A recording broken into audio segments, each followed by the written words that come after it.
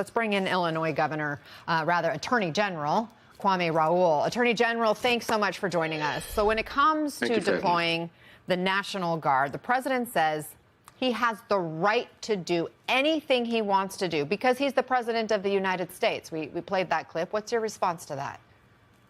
Well, we didn't coordinate a king. We elected a president, and there are other rules of Congress, and there is a constitution that he has to abide by, although he has said before he doesn't know whether he has to abide by the Constitution.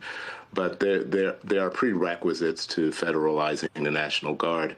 Amongst them is there a foreign invasion rather, or is there insurrection, or is there some other federal law that there are inadequate resources to put that federal law into effect?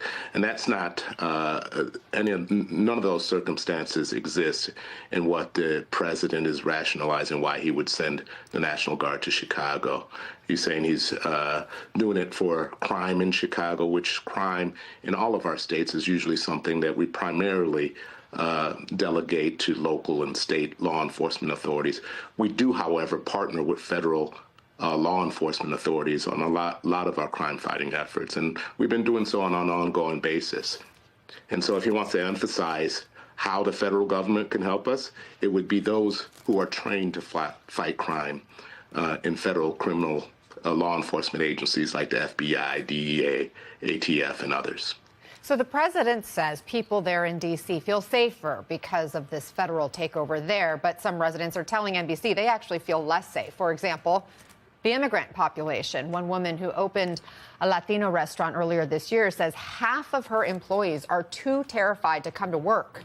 One employee came in with tears streaming down his face after witnessing an arrest, and another employee came in trembling with fear and said he felt like federal officers were like cats out to catch mice.